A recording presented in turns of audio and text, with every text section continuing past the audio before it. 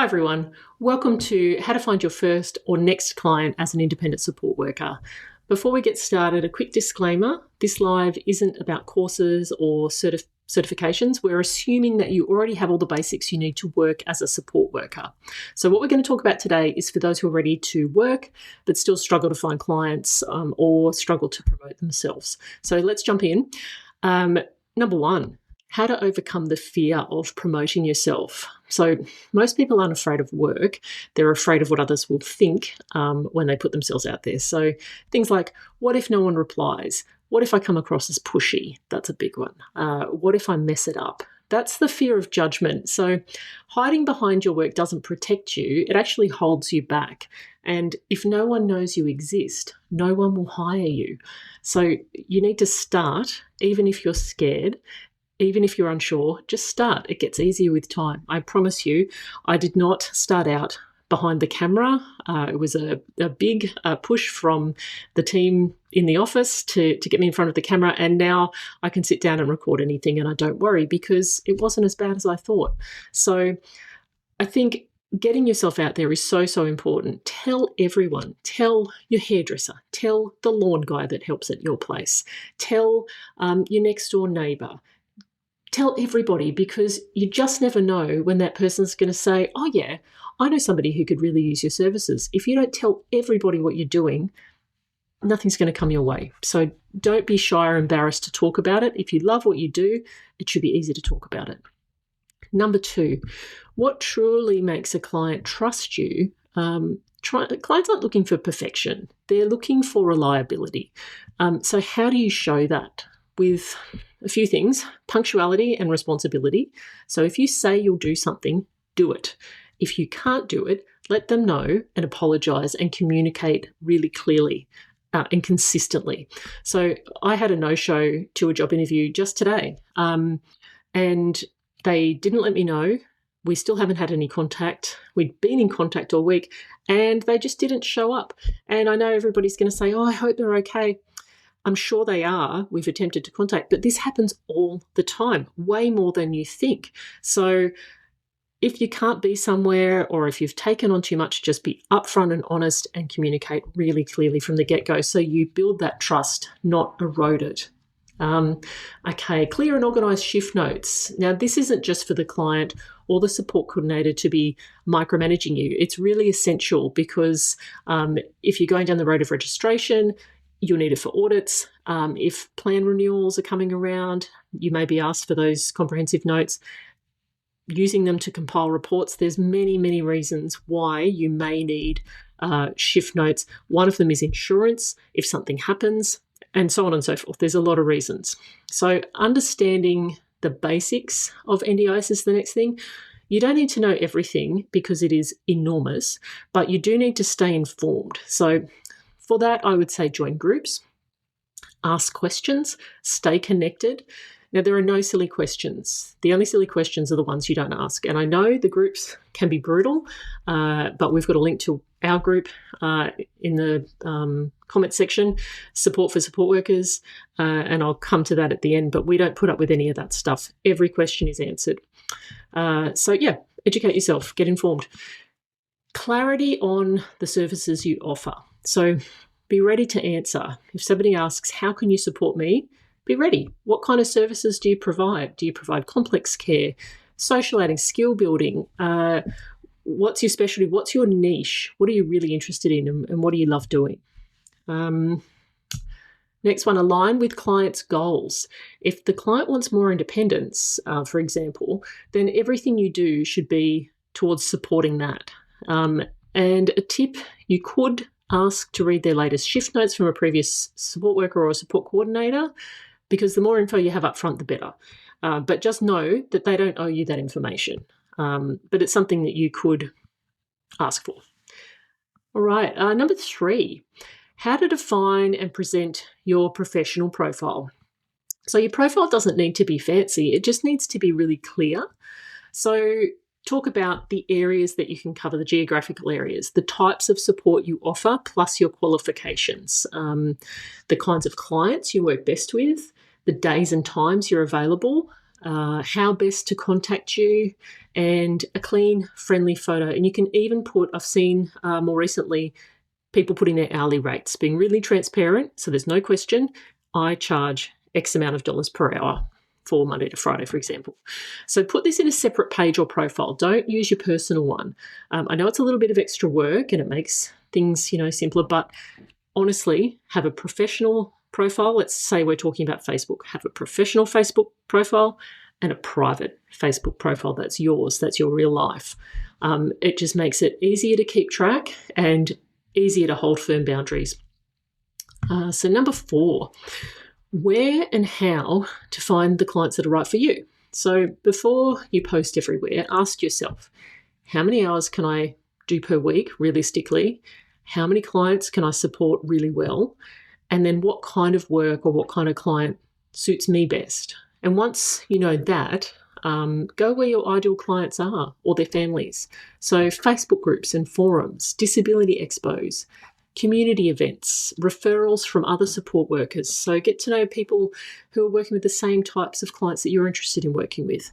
Support coordinator groups and events. I know that can be difficult. Support coordinators are sometimes hard to contact and break into, but I'll come back to that as well. I recently attended a very small local catch-up of independent support workers just because I wanted to link in with them and somebody invited me. So I said, yeah, I'll go. And I met some incredible women and made some really great referral connections, and I've been in contact with a couple of them. So that's something that I wouldn't have thought would be useful for me in my other business, which is a support provider. But it really has been, and it was great to actually sit down and get to know people and hear about their experiences. So go to everything. What's the worst that can happen? And then you get more comfortable talking about what you love and finding out about other people and what they love. And that's how you can make those networking connections. Because if you can be someone's backup, or they can be they can be your backup when you go on holidays or you're sick, fantastic. So highly recommend finding those groups or start one. You'd be surprised how many independent support workers will be interested in coming for a coffee or a catch-up. We're also going to drop a free Planell template link in the description, and that's going to help you with your planning. So have a look at that. The next one, number 5, message examples to start conversations with potential clients. So first things first, speak like a human. Be direct and kind and clear, and be yourself. So an example on a Facebook post, hi there, I saw your post, I might be able to assist you. I've got experience with type of support, complex care, and I'm available on Mondays, Wednesdays and Fridays from 9 a.m. to 3 p.m. Would you like me to send you some more info? So that conversation immediately builds trust with that client. It's as simple as that, because you're being really upfront. You're saying what you can do, not saying, oh, yep, interested, or I can help. That tells me nothing. It tells me nothing. So I actually noticed that a lot more people are putting a lot more detail in, and I've got a couple of questions that someone's asked. So I'm going to come to that at the end, the detail and how to stand out from the rest of the crowd. So number 6, how to organise your schedule without burnout. So this is a real danger for independent support workers, for all support workers, but when you're also running the back admin side of things and everything else that goes along with running a small business and trying to work enough hours, it can be a lot. So a messy calendar is going to lead to frustration and burnout. So let's start at the start. Block out rest days and breaks. So choose some days or times that you're going to have off no matter what, so you can plan some things in your personal life. If you want to play a sport, or you know you're going to go to the beach on a Saturday afternoon or whatever it is, block it out and make sure you do it. Leave buffer time between clients. Don't leave yourself so crammed in that you're finishing at 2:45 and you've got to make it for 3 o'clock, because sometimes things happen on that last shift that you need to stay a bit longer. Sometimes there's traffic. Sometimes, you really need to go get something to eat on your way, or you need to go to the bathroom, whatever it is. Don't cram the shifts so close together. Leave yourself some breathing room and some room to debrief, just in case you need it after a shift. And if that means shuffling things around a little bit, it can be done, but it's a give and take. It's a negotiation between you and clients. Also, use a tool like a simple planner or Scribe to view your whole week, so you can see what your week is going to look like and where you have space. Be ready to say no when you're full. I know that there can be a lot of pressure on support workers to accept shifts, all shifts, but know your limits. That's the way to have a long career in support work, is to know your limits and stand by them. You don't need to say yes to everything, only to what makes sense. And I'll say that again, not every client is for you. You really need to take a look at, what is this client asking for? What can I give? And do we align? Not just, there's hours there, I need hours. That's not good enough. And it's not going to make you happy, and it's probably not going to be a good match. So really think deeply about, is this a really good match of my skills and their needs? Because at the end of the day, it's about what that client needs, and can you offer it? Number 7, I'm going to take a short water break. It's a lot of talking when there's nobody talking back. Number 7, how Scribe can help you show professionalism from day one. So a lot of people still use notebooks, and we did a little survey as well, and a lot of people are using Word docs, notes on their phone, Messenger. It's risky, and it doesn't look great. So I can speak from the point of view of a parent. I have 3 children who access the NDIS, and I would not be happy if my support worker was recording shift notes on the Notes app in their phone. I can tell you that right now. And I'd be even more unhappy if I found out they were putting them onto something like Messenger or WhatsApp. So have a think about it. Have a think about what you would want if you were the client. You'd want somebody using something professional, right, and secure. So when you tell a client that you use a professional app like Scribe, it instantly says you're organised, you're serious, you're professional, and it helps them too, because you can, at the press of a button, bring up all their shift notes, make a report, say there's an audit happening, or the NDIS is asking you for something, they need it straight away. You can do that with one press. So it becomes a safe choice, and it counts for more than you think. So Scribe works on your phone, your tablet, your desktop. You can try it for free for 14 days. We don't ask for a card. You literally try it, and if you like it, grab it. If you don't, delete it. It's fine. So the link's below. So number 8, what might be quietly sabotaging you without you realising? Let's talk about the little things that might be blocking you. So your profile photo. Avoid messy backgrounds. Avoid clothing that is too casual. For example, posting in your boardies with no shirt on, or bikini, or whatever it is. Like, just be a bit more professional. Silly faces, holding a beer. Like, this is your storefront. So you want to project a professional, trustworthy, reliable image. So just think about that when you're choosing the pictures that you're going to put on that professional Facebook page. I'm going to talk about Facebook because that's where most people are.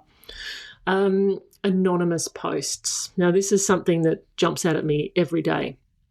Posting anonymously. Are you trying to attract clients, or are you hiding something? Show your face with confidence. That's your main sales funnel. You. So show your name, even if it's a business name. So I'm not suggesting that you go on and say, "Oh, I'm Kim Matthews. Here's a link to my Facebook profile." I'm suggesting you say, "This is Kim's Support Services," because that's going to be your separate profile. And then you can show everything about you without having to worry about, I went out last Saturday night, it was a bit silly, and someone tagged a photo of me, doing whatever. Like, keep the two things completely separate and build that trust, build that professionalism. Your online comments, this jumps out at me all the time too, and I can promise you that clients do search for you and have a look at what you've been saying and where you've been and where you're showing up on social media. They do. I do it for my team, my personal team. I want to know who's looking after my children, who's spending time with them. So if you're always criticising, always complaining, stirring up drama in the groups, I notice clients will notice. It's not worth it. The professionalism shows in your comments. So if you're there giving and adding something of value, something that can educate or help or support, fantastic. If it's not that, don't comment. Just leave it. So some final thoughts. You don't need to be perfect, but you do need to be visible and clear and committed. But you can start with what you have. You're ready. use the tools that are going to help you communicate clearly. So, as I said, we've got our links here, but I'm going to jump back to the 2 questions we had. Where are they? Yeah, okay. So one of the questions, I'll read the whole thing out. So my biggest challenge right now is finding clients as I'm just starting out. Besides Facebook, calling local support coordinators, and clickability, I don't know where to look. So, yeah, it can be tough depending on the geographical location where you're at. It can be difficult because, honestly, the area you're in might be saturated. There might be 3,000 independent support workers floating around. You don't know. But what I can say is when you are replying to those ads on Facebook, looking for a support worker for this day or that day, more is more. So don't just say interested or, yep, I can help, or DM me. That's the worst. Don't do that. What I've noticed lately and what really stands out and gets my attention is a short reply underneath the ad with your real face, so with your real business profile. Hi poster. I'm a support worker based in the Sunshine Coast. I have 10 years experience and specialise in complex care, mental health. I have availability Monday to Thursdays from 2 p.m. till 7 p.m. and some Saturdays. I can help with complex care, hoisting, peg feeding, routines at home, building independence, my checks and quals. I've got an ABN, I have my worker screening, first aid, certificates, and so on and so forth. And then just an opening. I'd like to start with a meet and greet to see if we're a good fit. Happy to send you a short profile. Reach out if this sounds interesting or if this sounds like a good fit. It's as simple as that. And you can see when you type all that out how different it is and how much more attractive that is than DM me or, yep, I can help. Like, that's nothing. So that would be one of my biggest tips, is to really get serious and niche down. Like, that's how you're going to stand out. The other thing is joining into everything you possibly can. So go along to every disability event that you possibly can. Volunteer if possible. The other thing is, depending on the area, again, if there's not that much work around, you may need to consider working for a company for a while and splitting some independent work, some company work, until you build up enough clients or enough hours to go fully independent. And you might find that you don't want to do that. You might get started and you might find that it's easier working for a company and you don't want to do all the background stuff. Or, vice versa. You might love it and that might become your driving force, is to get to 30 hours a week independent. But you really need to put yourself out there because there are so many support workers in the space, just generally. So you really need to be able to stand out. And it's, unfortunately, most people don't step into 40 hours a week independent support work. Okay, the other question was, I would like to learn about how to find clients and if I'm doing enough to find them. I'm worried that I won't find clients and I won't have a steady income. Okay, yeah, again, attracting clients takes time. And the thing about support work is, if you're working as an independent, it is your own business. You become a sole trader and your hours can fluctuate. So you have to plan for that. And that's something that we cover in Sparks Academy. We've got a bit of content in there around how to prepare yourself, how to put yourself out there, what not to do, what to do. But I think that's similar to the first question, in that you may need to take company work as well. And I think a lot of people pick up heaps of hours doing SIL type of work, and not a lot of people love it because of the standard that's been allowed into the industry. So it can be very stressful as a support worker, awful as a client as well. Of course, there are some great companies and there are some great situations, but I think a lot of people start there because the hours are there, but they burn out very, very quickly. So it's really tricky to find that balance. But if you're consistent, you keep telling everyone who will listen what you're doing, and carry some business cards or a QR code on your phone that you can show people, like, oh, hey, check me out here. Here's a link to my Facebook.